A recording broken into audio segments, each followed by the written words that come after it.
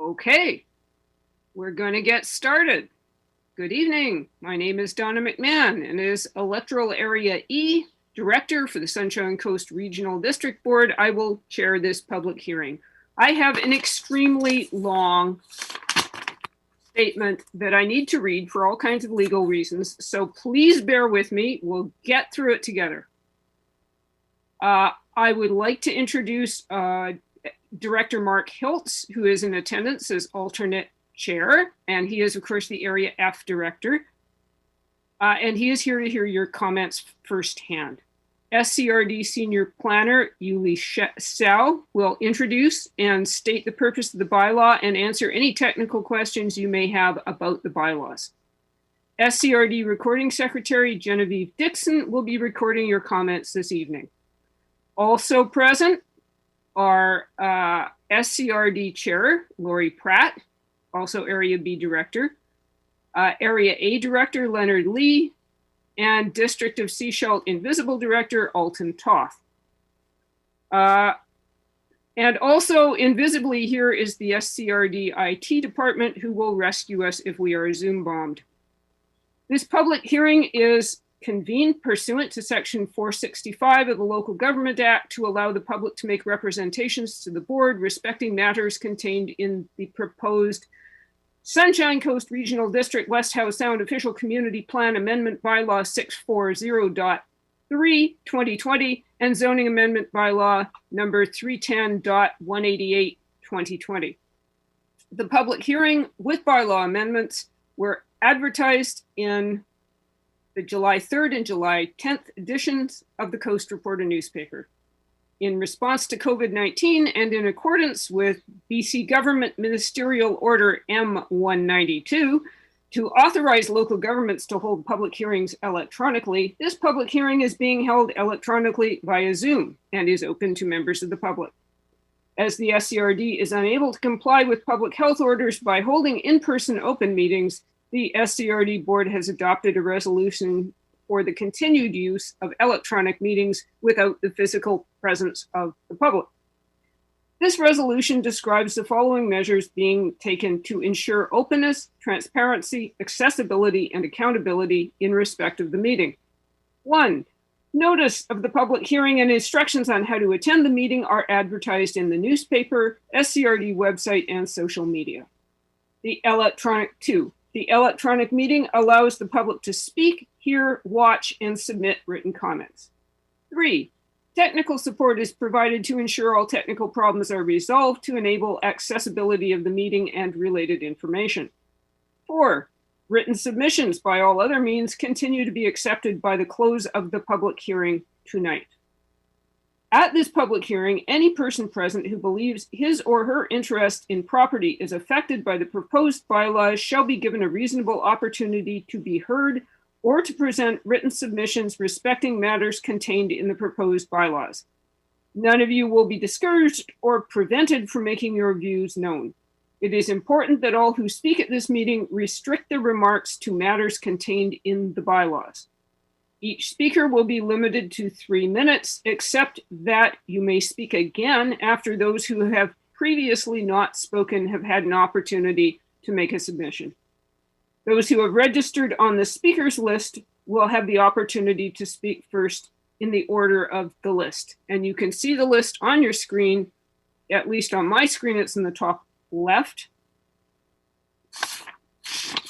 The identity of persons who make written or verbal submissions will form part of the public record. When speaking, please commence your remarks by clearly stating your name and address.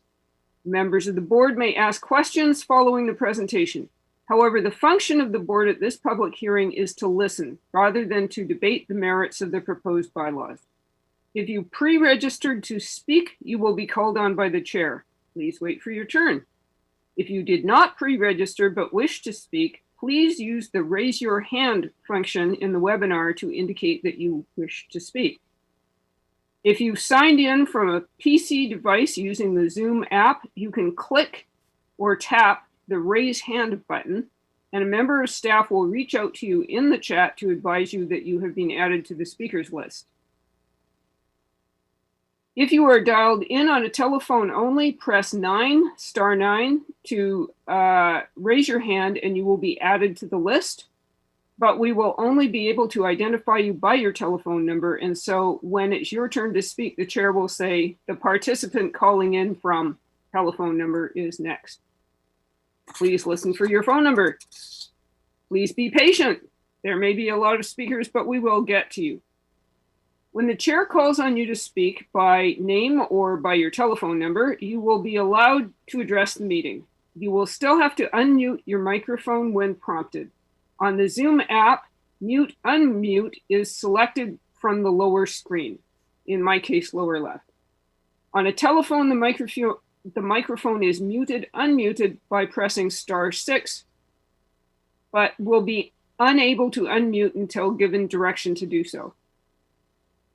When the staff moderator lowers your hand, the Zoom app often appears to disconnect, but this is only a momentary glitch. You do not need to log out.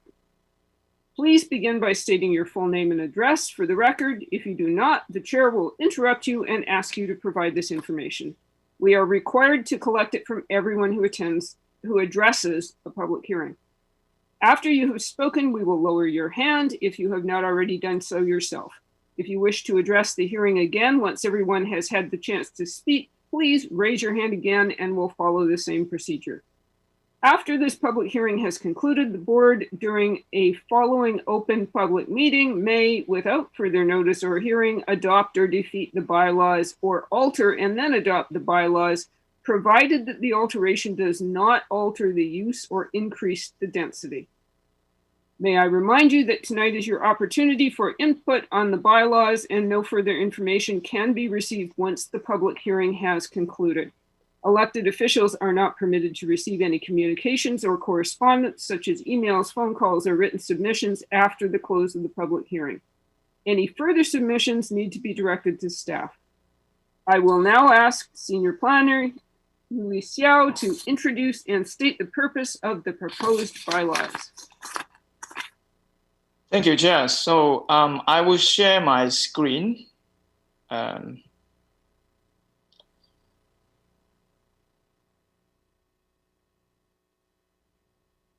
Can everybody see what is on the screen? Good. Okay.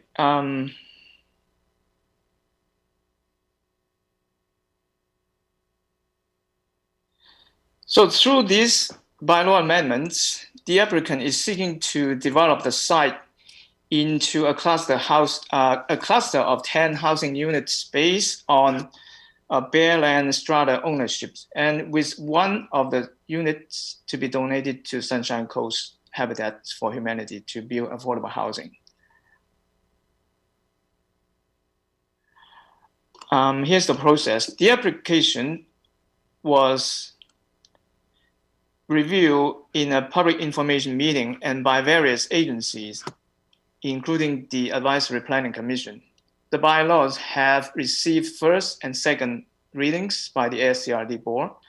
And after the public hearing, the next step would be for the board to consider third reading and possible adoption.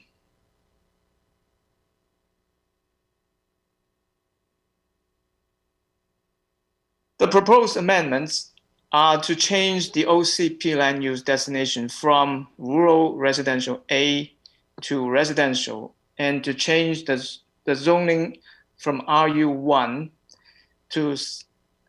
and subdivision district E2 to a new comprehensive development zone called the CD4, with site-specific regulations for lot size, layout, and design of the development.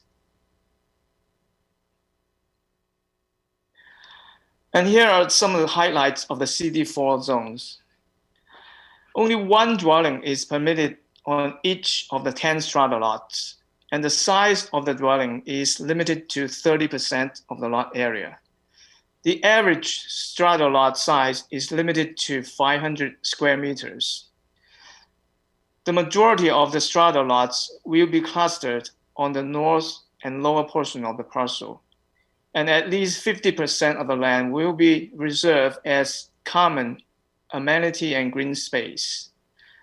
and landscape buffers will be in place adjacent to the agricultural land reserve lands and the road frontage. And with that, I will turn the meeting back to the chair. Thank you.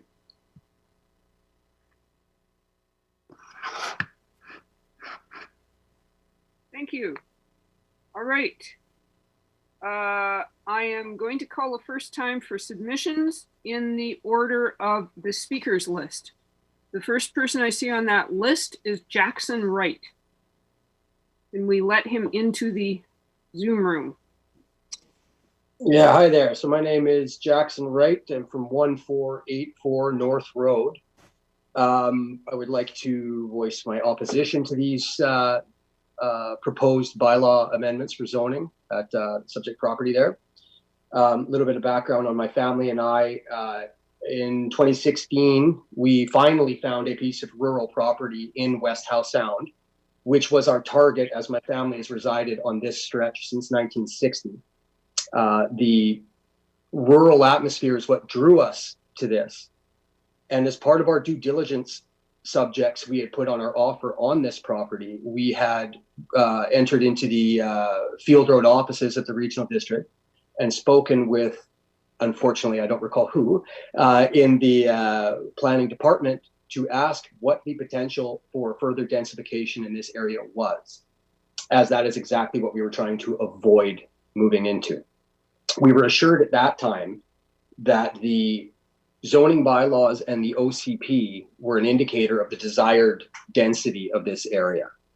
So this comes as somewhat of a slap in the face to us, as we have now undertaken the enormous job of developing our family home, as well as committing to a lifetime of mortgage payments to do so. Further densification in this area will certainly degrade the enjoyment of our property and the result of all of our hard work. As we were in attendance, my wife and I, at the meeting, unfortunately, I don't have the date in front of me, as for everybody, the pandemic has turned life upside down. It's been a little bit difficult to get enough time to properly research the developers' proposals, as well as the regional district's process. So bear with me, please.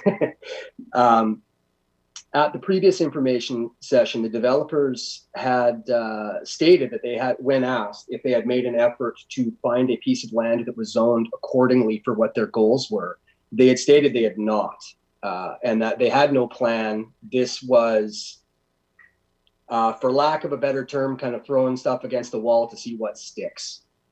It doesn't seem like it's very well planned out. If the goal is truly to create housing for the 10 individuals on title, the current zoning could allow for that with simple subdivision into 2 parcels and 2 homes on each. Those goals could be met without making permanent changes to this community, which makes me wonder if this is more of a development strategy to change zoning and sell for profit. We're quite concerned. I'm just going to warn you to keep an eye on the time. I can't see a time.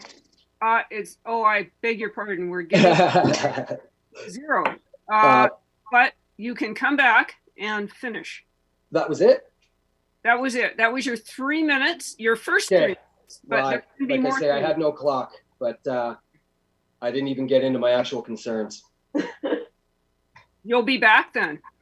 I guess I'll be here a while. Okay. Okay. Thank you very much. Sure. Okay. The next speaker I see on the list, I think it says Phil.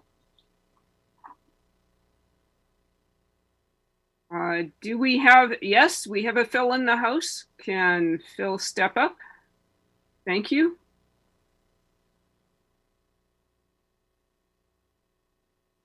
Can you hear us, Phil?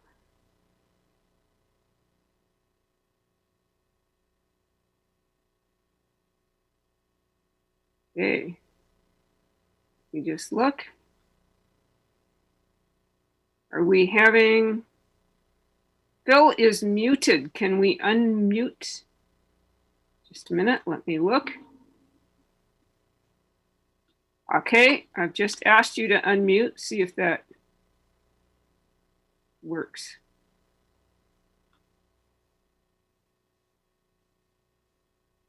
We are having technical difficulties.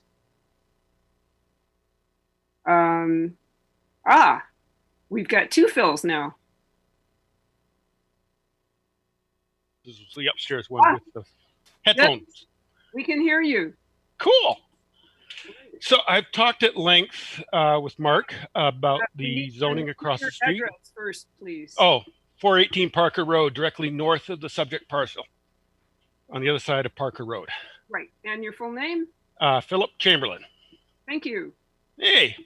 So I've talked to Mark at length about this. So I've got still some questions. The regional guy who put up the map just a little while ago still had some issues with that map that I thought were going to be addressed, but I guess weren't. And I still have some issues with some of the idea put forward here. So I just want to make sure that at some point these issues are addressed. My main issue is about the future development or expanding of Parker Road, and that the visual buffer that's on the map that was put forward isn't actually a visual buffer, because in the future, I'm going to send a bulldozer down there and clear that all out, because that's going to be part of Parker Road expansion and improvement in the future. It's also a right of way for the expansion of the water line. So I think that map needs improvement because it's not correct.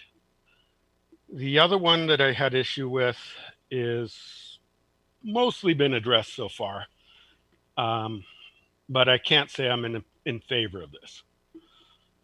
But as long as the other issues get addressed, then I think it's, I don't know. We'll see how it goes. Okay, thank you. Director Hilt. If I may, Chair, ask the speaker a question on some clarification. Certainly. Hey, Phil. So, so we have Yuli here who might be able to kind of clarify the on the north side at Parker Road, Mohi Right. will be receiving 33 feet. Right. And then there is another 10-meter buffer buffering to the road. Yes. But I'll turn that A setback from the house buildings. As a setback from the road. So there'll be the road right away, and then Right. a visual buffer of 10 meters between the roadway and any buildings. Yes, that's what I was hoping for. Yep. If could I ask staff if they could clarify that agricultural buffer on the north side?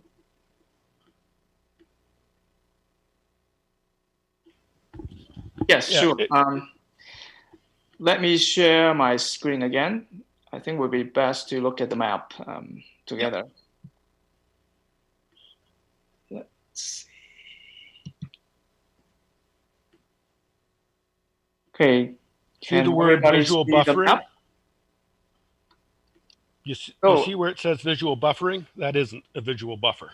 Well, as you can see on this map, the road widening on the north side will be required by MOTI, Right.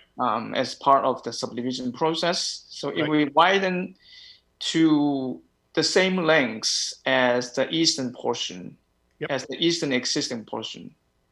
And the visual buffer will be added on after the road is widened. It's not, the visual buffer is not part of the road widening, but it will be additional setback of 10 meters from the new lot line after the road is widened. Correct. Just where you have the word visual buffering, it needs to be below that black line, not above it. Because what you've got the visual buffering on is the road allowance, and in the future, that will be torn down to make room for the road improvements. Yeah, the visual buffer on the map is just a preliminary the wording in the concept plan. Yeah, I know. I just don't want any future problems with actually improving that road. so that when the bulldozers come to plow that under in order to improve the road, there is no issue with any of the neighbors as far as that goes. Director Hiltz, do you still have your hand up? Yes. In the comprehensive regional, the CD for zoning, I'm looking at the report from the planner, and it's section 433.4, and also the buffering is 433.5, and so the words are what the applicant will follow, and the drawing was more of a conceptual. Okay. I mean, So, as long as we're all clear, I'm fine. So you have that it's the language within the bylaw which the applicant will follow rather than the conceptual drawing which was presented. So I think there might be some confusion between the visual buffer language, which is conceptual, versus what's in the actual bylaw amendment. Okay. So my understanding is, there will be no structures within the 10-meter parcel continuous with the agricultural land reserve, and an existing buffer with additional planters will have to be there. All right. As long as nobody has any problems when what they've labeled as visual buffering gets torn down for road improvements. It's part of the right of way. It will become part. Yeah. Exactly. Yeah. The other one still had a question on was the size of the buildings. Yeah. Okay. You've had your 3 minutes. Okay. Cool. Right now, thanks, and we'll see who else is in the queue. You bet. Thank you very much. Staff, who is next in our queue? I see we have at least one person with a hand up.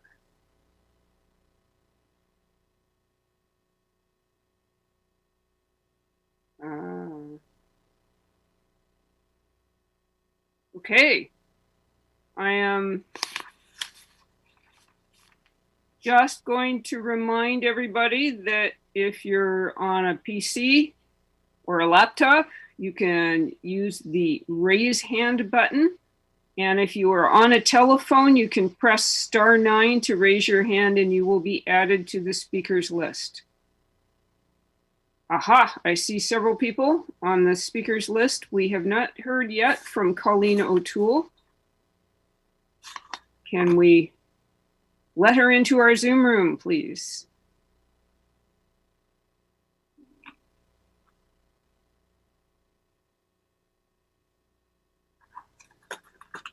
Okay. Thanks, everyone. Thank you. My name is Colleen O'Toole. On behalf of the YLJV partners, we're the applicant at 1457 North Road. We just wanted to take a moment to thank the directors and staff and everyone on the call for calling in and participating and sharing your opinions on the application tonight. We want to make the Sunshine Coast our home, and we want to be good neighbors. We're excited to develop the property responsibly with protection and conservation of the environment at front of mind. And we just wanted to take an opportunity to say that. Good. Thank you very much. Are there any questions from the directors?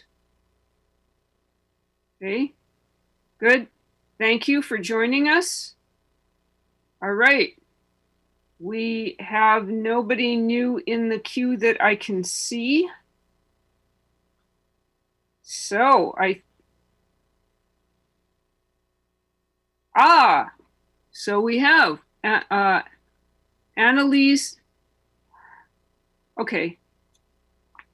I can't pronounce that. I'm in trouble.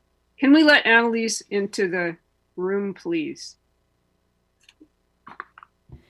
This is planning staff just checking in from the back end here. We understood that both Colleen and Annalise, the applicants, wanted each to speak, but we don't see Annalise in the Zoom webinar. So we'll just check in for a moment and find out whether that is still the case. It would be, if there are others who would like to speak tonight before we move on to our second list, it would be helpful to see your hands now. Thank you.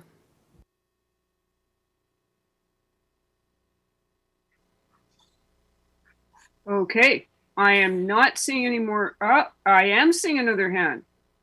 Let us welcome Gail Hunt to our Zoom room.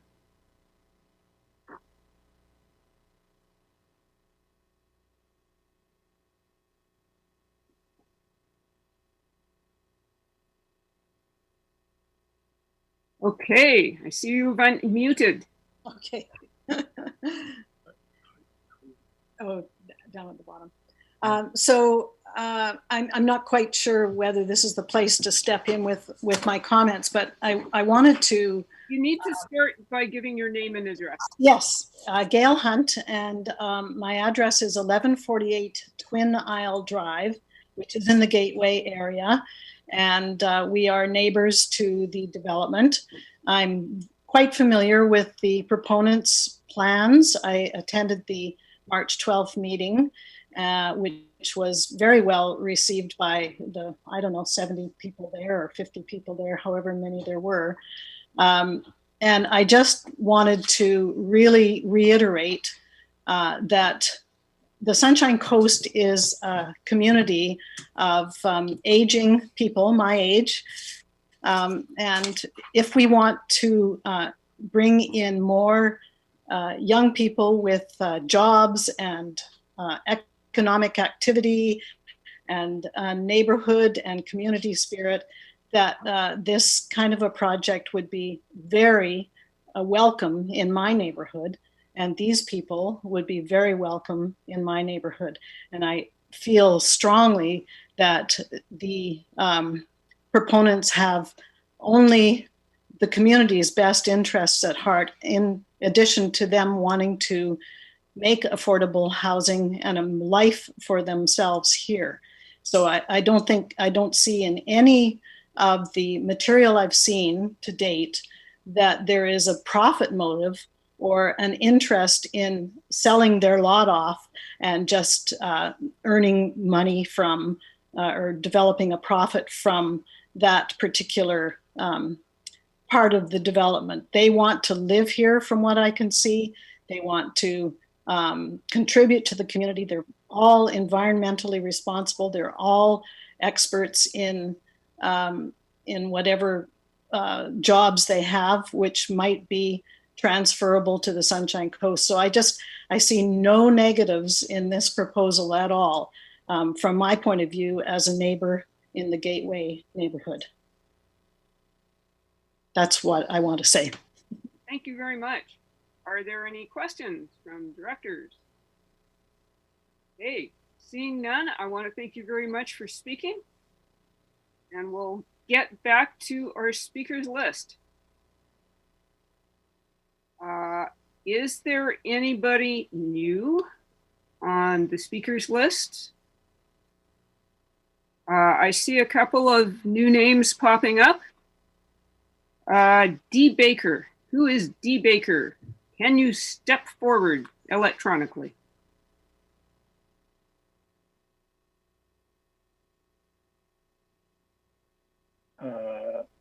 Hello. Whoops. You need to unmute. Hey. Good. Can you hear me now? Yes, you've got it. Oh, thank you. I'm Doug Baker.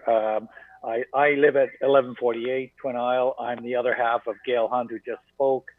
When she referred to the aging demographic, she was looking at me. So, you know, I second the motion about that. I also want to say, Mr. Hilt, I was really glad when you moved back a little bit, because I thought your T-shirt there said "Gunshine," and I was kind of wondering what is my director into here. Beyond the aging demographic, increased densification at some level somehow on the coast is inevitable. It just seems to me. It's just obvious. We live next to an elephant, and the elephant's named Vancouver. And anyone who doesn't foresee a time when those people start coming here, they're just not paying attention. And it seems to me that the initiative here to change and to develop CD4 is the chance to invent the wheel here. It's a chance to decide how this densification might happen. And I don't think you're going to find, I went to the meeting in March as well, listened to the young folks talking. I don't think our community is going to find a more willing group of lab rats, if you will, but people who are prepared to be a part of that change. And I think it's just a golden opportunity to prepare for the future. I really do.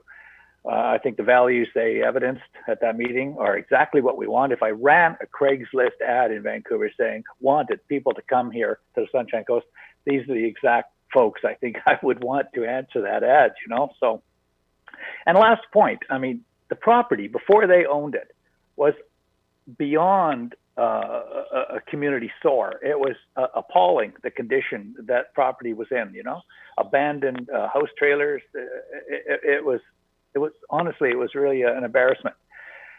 The improvement since then, it seems to me is a mark of their good faith. It just seems to me that the proof is in the pudding, as they say. So there it is. Thank you. That's really all I have to say. Thank you very much for speaking. Are there any questions from directors? Seeing none, thank you again. And we'll go, the next person I see on the list who has not yet spoken is Kathy Jennings.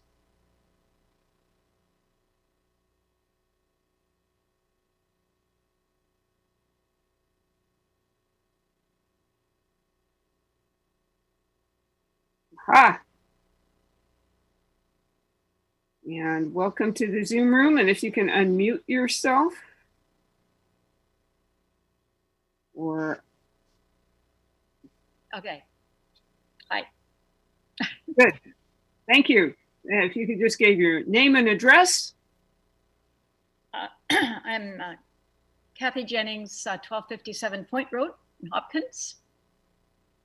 And I'd just like to speak in support of this project. I did attend the meeting in March and know the ins and outs of this project. I know there's been an incredible amount of planning, work, and research put into it by these young people who are obviously very environmentally aware and well qualified to attempt this development. But as a resident in the area, I think it's vital we become inclusive to all ages, and that this tight group of young people would be an asset to our community. Affordable housing is critical if we want to enhance the livability of the area, and this is a great opportunity for us to grow. I think the development would be an opportunity for changes in the way future projects are formed. And this project speaks to me of the kind of community development that would only enhance the coast lifestyle and be a refreshing change. I think these are fresh ideas and an opportunity for us to grow in a positive direction. I've lived here for 32 years. I know how the area has been developed, and I think this is really a refreshing opportunity for all of the coast. Thank you. Thank you. And do we have any questions from directors? Seeing none. Thank you very much for speaking. I'm going to remind everybody that if you have signed on from a PC, desktop, or laptop using the Zoom app, you can click the raise hand button to get on our speakers list. And if you're dialed in on a telephone, you need to press *9 to raise your hand. We have no further speakers that I see at the moment who have not already spoken. So unless somebody new pops up, I'm going to go back to our previous speakers. And I'm also going to remind people that you can still send an email in to the public hearing until this hearing tonight closes. We are still accepting written submissions. So you can send an email to, quick, somebody remind me, Yuli, where do we send the email? planning.department@scrd.ca. So should I repeat? Planning.department@scrd.ca. Good. Thank you very much. Add that to the script next time, guys. So, all right. Just let me double check here. Seeing no new speakers. I am going to call on Jackson Wright. Mr. Wright, would you like to come back in the room? All right, there you go. I got some video going this time too. Jackson Wright, 1484 North Road, directly south of the subject property. Just a quick comment regarding Ms. Hunt's comments. Of course, everyone is welcome on the Sunshine Coast. That is what we are here. That has absolutely nothing to do with my personal stance of opposition to this project. I just don't feel that welcoming people here requires altering our community to facilitate. Increasing densification in the area, I mean, there's other areas on the Sunshine Coast that could be densified as well. If there is, in fact, a desire by the neighborhood here to see further densification, it seems like baby steps could be taken. We could be allowing full-size second dwellings on smaller pieces of property, things to that effect. It doesn't seem to need to require a subdivision being shoehorned into an otherwise rural setting, leaving our properties the very rural setting that others seem to want to come and enjoy as they densify their holdings. I also can't help but notice the voices in support I'm hearing don't tend to be directly affected by this. They seem to be several blocks away, which adds a different light on things. As far as the proposed development, proposed zoning changes are concerned, we have spoken to most of the concerns, my wife and I, with the planning department. Light pollution being a huge one. We are right now in a forest. I would rather not look out at streetlights every day. Increased traffic, with 10 units in the development, that's potential for great traffic increase in the area.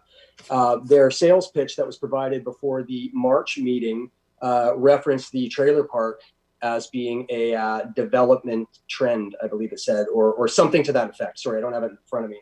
But the best my research can show, that trailer park predates the OCP completely, leading me to believe that when the OCP was created, it was a conscious decision to not be encouraging that kind of development in the area.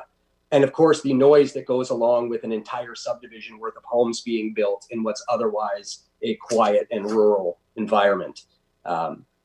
These are the beginnings of our concerns. I am vastly opposed to this. There are ways these people can see their desires through to live as one big unit. That's wonderful. That can be achieved without making permanent changes to our community to facilitate the housing experiment of off-coast developers. Just doesn't seem appropriate to the existing tax base. I suppose that's all I've got right now. Thanks. Thank you very much.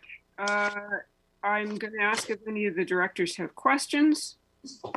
And seeing none at the moment, thank you for speaking. I forgot to officially say that I was calling a second time for further submissions, but I'm doing that.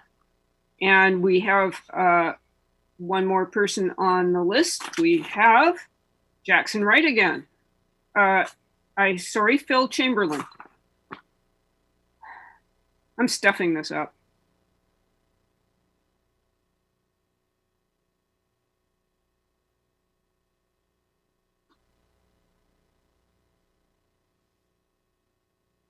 Mr. Chamberlain. Ah, yes, there's two of you again. And can you unmute? Let me just...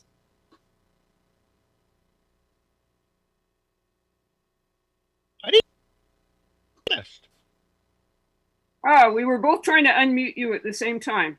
Oh, okay. That's fine. Am I getting through? Yes, you're getting through. Perfect.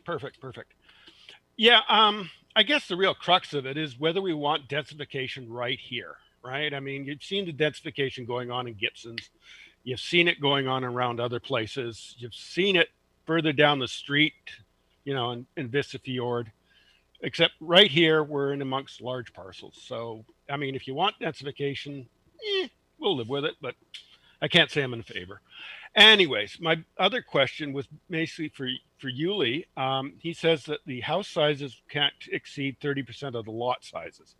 Now, one of the things I didn't get from that is that the total floor plan or is that the base house size? Because if it's a base house size, that still allows monster houses. Over to staff. That would be the total floor area of the house. Perfect. Perfect. That's exactly what I wanted to hear.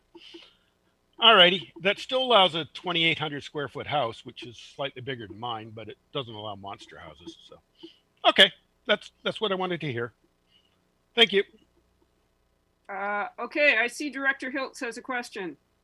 Yeah, Phil, if you could just kind of quantify supportive, neutral, or not supportive. I wasn't quite sure where you were Neutral falling. to non. On the non side, Slightly non, yes. No, okay. Just because I can't see 10 house subdivision next door as being kind of going with everything else around here. I mean, if we go a 10 lot subdivision next door, then do I get a 30 lot subdivision here? Well, actually, no, it'd be about 50 lots because I've got 20 acres, right? So 20 acres, they've got 4, so I get, 6 times as many. I just don't see that as being what this area is. I don't see this as being a gateway area, but as long as the road's okay, because that's about the only thing I'll be using in the future is making sure that road gets improved. Thank you for the clarification. Okay. Thank you very much for speaking. Oh, thank you. Okay, I am seeing a hand up from Robin O'Toole, who has not previously spoken. If Robin can come into our Zoom room.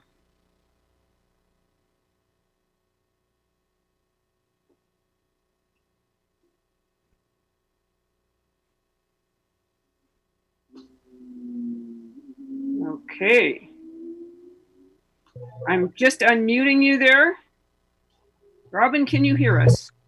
I can hear you. Thank you.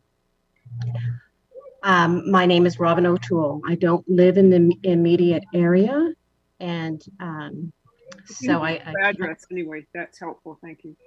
Yes. The one thing that I can comment on, I've been involved from the outset with this project as both an observer. You do need to give your address as part of the Oh, record. sorry. I live at 105, 1135 Quayside Drive, New Westminster. Thank you. I have been an observer of this process from the outset, having been to the property prior to purchase, and also put in some hard labor helping this wonderful group of young individuals to clean up and make market improvements on the prior status of that property. The amount of literally junk that was removed from there must be a blessing for those people who live nearby. But I really want to speak to the intent of this group of individuals who clearly are not in this to make profit, to sell off properties. They are there to make it their home and to have a communal place where this tight family knit group would come together and be part of the community. And I think they have so much to add to the local community. I would welcome them with open arms. They are environmentally minded. They are young professionals with a great deal to offer. And I would strongly encourage this as an opportunity for young professionals to enter into a housing market that has been closed to them by virtue of the extreme costs that are involved. So I speak in favor and would encourage anyone who hasn't looked at the nature of their proposal to take a strong, hard look at a wonderful, positive opportunity. Thank you very much. Do directors have any questions? I don't see any, so thank you very much for speaking.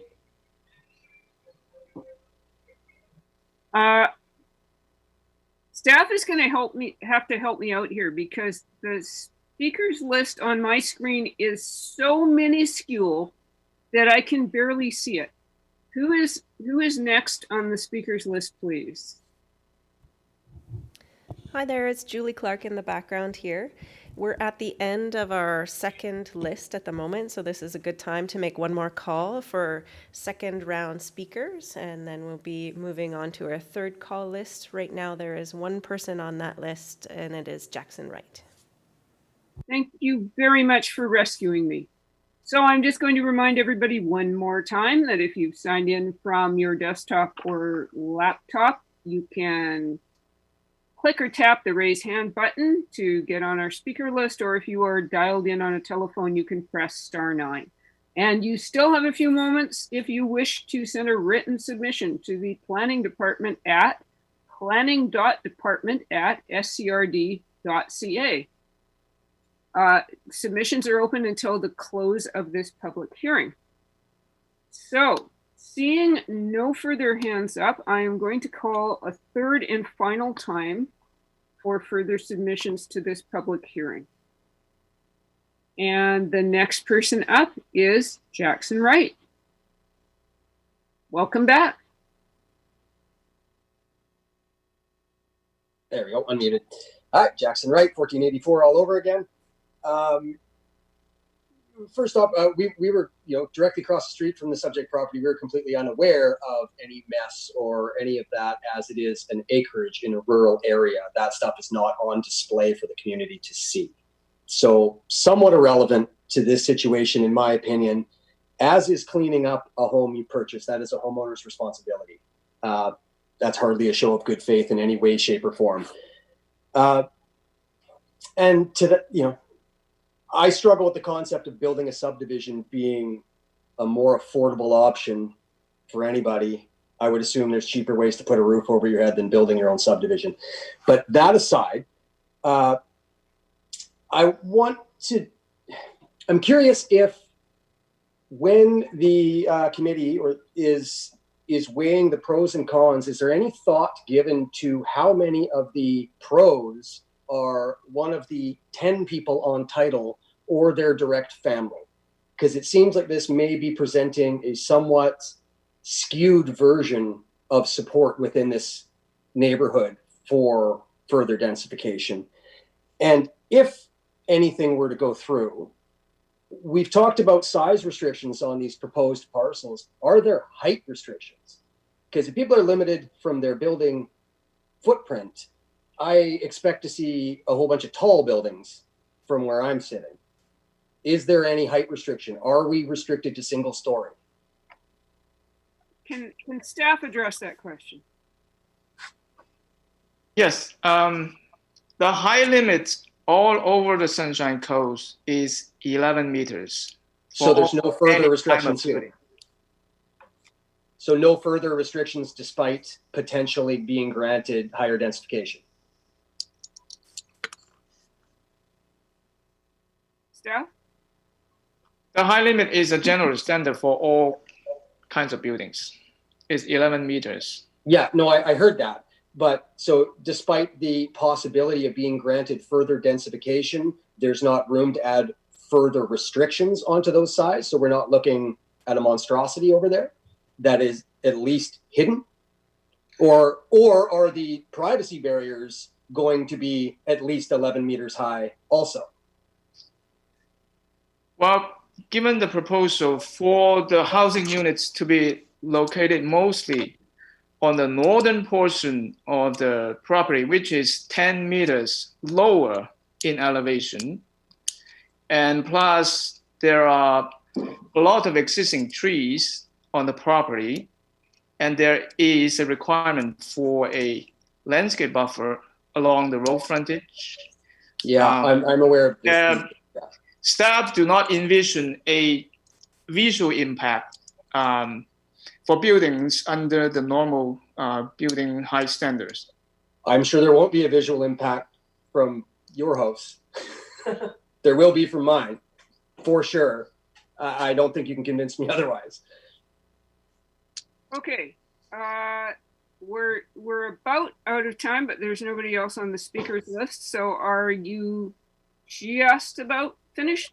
I can be finished. Yeah, that's the end of my list here. Okay, thank you very much. Thank you. Any questions from directors? Okay. I am not seeing anyone further on the list, but I'm going to make, I'm going to just remind everybody one final time. Wait a minute, I see a hand is up. I do not know who BJKJR is, but can we move that person into our Zoom room, please?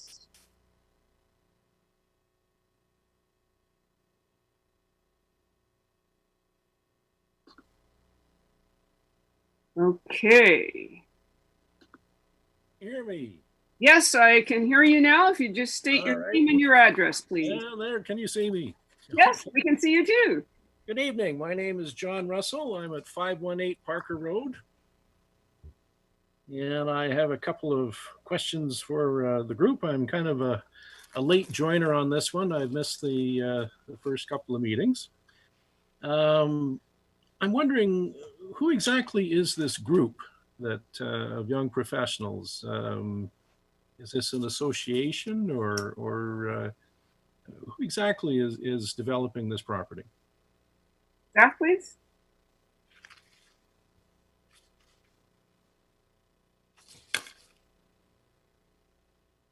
Okay, I can't hear a response from anyone.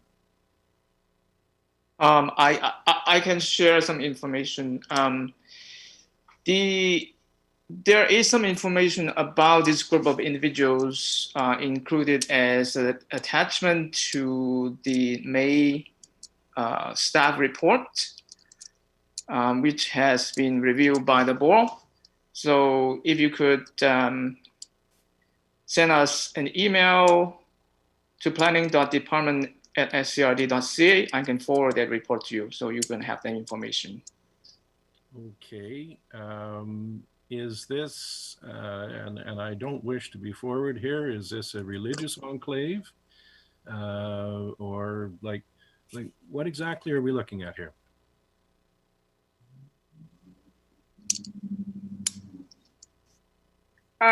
Director Hiltz.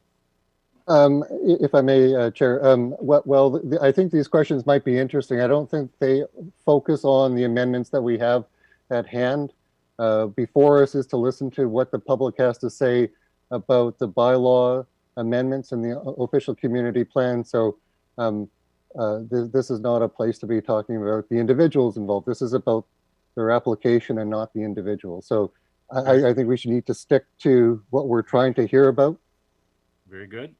Okay, my second question is Parker Road going to be improved as part of this subdivision? Staff, please. Parker Road will be required to be widened by the Ministry of Transportation through the subdivision process. But at this point, the application is to rezone the property and amend the OCP. So that will be the next step down the road when the property is ready to be subdivided. Okay, thank you. Thank you. And my third question is regarding sewage treatment. We obviously live on an acreage up here in our little piece of heaven. And there's just the two of us here most of the time. And I know that sewage treatment is always front of mind here. I tend my septic tank judiciously to make sure that it's okay. Is there sewer up at this new development, or are they going to have to put in a sewage treatment system of their own? And I'm just going to caution you that your 3 minutes are up, but if you will please respond to your question, and then we'll go to the next speaker. All right, no problem. Thank you. Yulee, sewage treatment? Sure. So there will be a on-site community sewage treatment plan for this property. Okay. It will be a communal treatment plan for this property only. Wonderful. Thank you. Thank you. Thank you. Thank you very much. I appreciate you taking my call. Good night. Thank you. Director Hiltz, I'm sorry. I didn't catch you quick enough there. All right. The next person on the list, I believe, is Colleen O'Toole.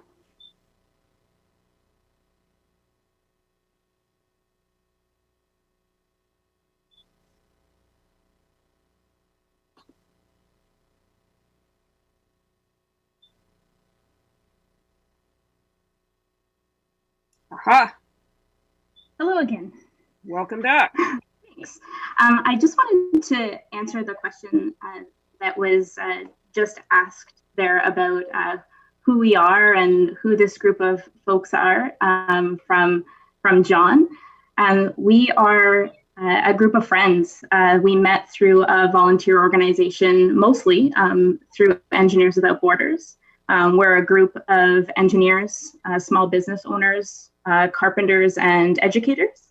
We're also cyclists and artists and makers and adventurers. So that's who the applicant is. We're a group of friends who are really excited about the potential to be able to create a space for us to live and start businesses in the SCRD. And we're really focused on that interconnectedness and relationships and wanting to be part of this place, this magical place, Sunshine Coast, that we have such a strong connection to. So that's who's applying. We're not big developers. We've never done this before. We want to create a home for our families and keep our community together. Okay, thank you very much. I fear that we are straying a little off the topic of addressing the bylaw. So I'd just like to remind folks that we are supposed to be addressing the actual bylaw that is under discussion at the moment. So we have,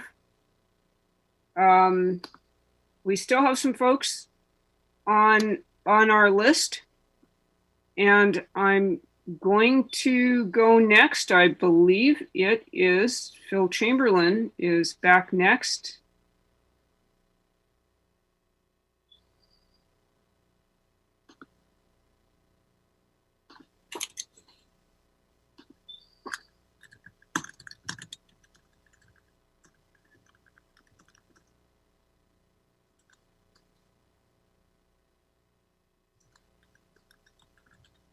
Mute. There we go. Now is it working? Okay, we can. Yay! We're back again.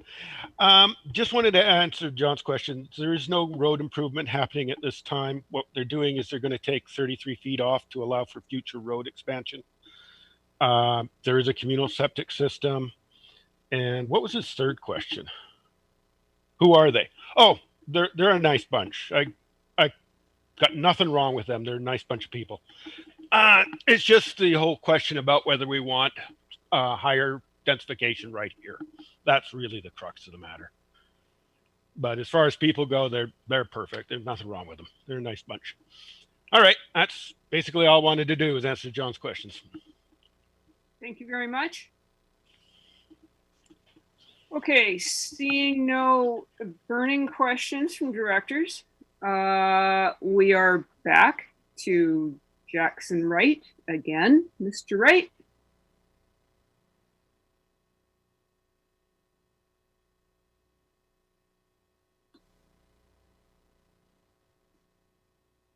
Okay, I'm here now. Yeah, hello again, Jackson Wright, 1484 North Road.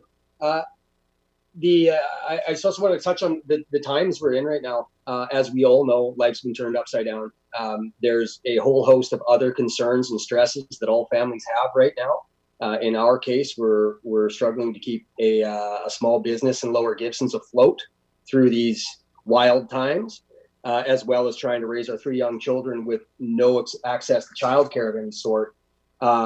this isn't the time to be making these decisions. I realize that through the ministerial order M192, this is all good to do things remotely, but people haven't really had an opportunity to sink into the new normal, so to speak. Everybody's distracted. This isn't the time we should be making this decision at all, whether it's for or against. The people are distracted. The neighborhood needs, we've spoken to our neighbors and they're not in favor of this either, but they don't have the ability to participate at this moment. I would hope that this decision as a whole can be postponed until people can familiarize themselves with doing meetings this way. I know it's a stretch for me. I don't work with computers. This is very strange as far as I'm concerned, and I know I'm not the only one that feels this way. I would like to hope that the committee can see the value in postponing this decision until times when we can all focus on it appropriately. Thank you. Thank you very much. Do directors have any questions? I'm not seeing any questions. Oh, yes, Director Pratt. Just a comment on the participation. There's yes, we are in an interesting time. However, the other methods of participation in public hearings are still able to happen. They are able to you're able to email, you're able to send regular mail, you're able to call in. Those are all still legislatively available. This is the only difference from the in-person public hearing, and we've taken that, Mr. Wright. We'll certainly put that as part of the deliberations, but we do not know how long our COVID situation, how long we're going to be in this. It could be for an extensive period of time. It could, we've already been in this for months, and we're potentially looking at more time in the future. So we do have to find ways of moving forward that still allows for a full public participation method. We'll definitely keep those comments in mind, though, as you've said. And I appreciate that. It's more the ability to focus on the subject at hand than it is the means of communicating that to the regional district. I'm not worried about people being able to send emails or write letters. It's the ability to have the time to carve out, to sit down and focus on the matter when we've got small businesses struggling more so than ever before. We've got greater childcare concerns to deal with. Everybody has other things on their mind at the moment. Even if this pandemic looks like it will go on for quite some time, but the longer it's going, the more time people have to adapt to the way things are done. We don't need to push things through quickly just for the sake of pushing them through. We can give people time to digest this. Thanks. Thank you very much for your comments. Am I seeing anybody further on the list? I don't think so. I did actually call a third time for final submissions, and if I called again a third time, that would be a third time. And I don't think I'm supposed to do that. So, but I am just going to give this a minute to make sure. Director Hiltz. I did have a question of John Russell, BJKJR. If is it possible to promote him into as a panelist again? If he is willing to jump back into the Zoom room, sure. What the heck? Aha! Here he is. Unmuting and videoizing and there. Good for you. I'm technologically challenged too, so we're all in the same boat together. I'll start. Yeah, I just had a question, John. I wasn't sure if you were on the spectrum of supportive, neutral, or not supportive. Where would you fall in this, how this application and the bylaws that are presented to us tonight? Barb and I are still digesting the information. We bought our acreage specifically because we really enjoy our privacy and our rural setting and our animals and everything else around it. Like, we lived in Richmond for many, many years, and we left that rat race. So, you know, this is hitting pretty close to home for us. It's just down the road.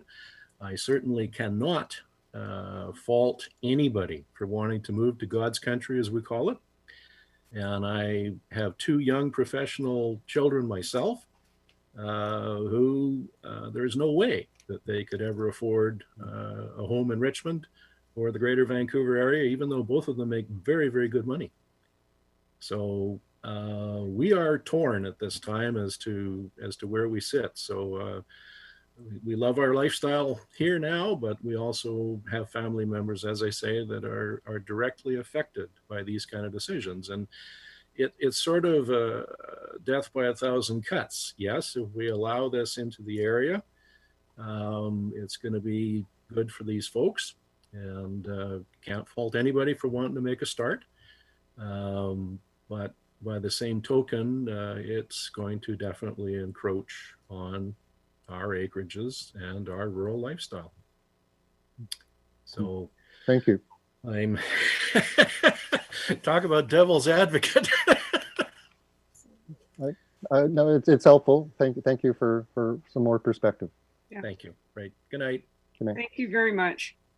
And I'd just like to take the opportunity to thank everybody who's participated for your thoughtful and respectful comments. This is, I think, been a really good public hearing because we are hearing a lot of different points of view and a lot of concerns from everybody. So thank you all very much. I'm not seeing anybody else on the speakers list. Having called 3 times, possibly 3.5 times, I think with no further comments to come, that I am now going to declare this hearing closed for Sunshine Coast Regional District, West Howe Sound Official Community Plan Amendment Bylaw 640.3, 2020, and Zoning Amendment Bylaw number 310.188, 2020. I want to thank you very much for your attendance and your participation this evening.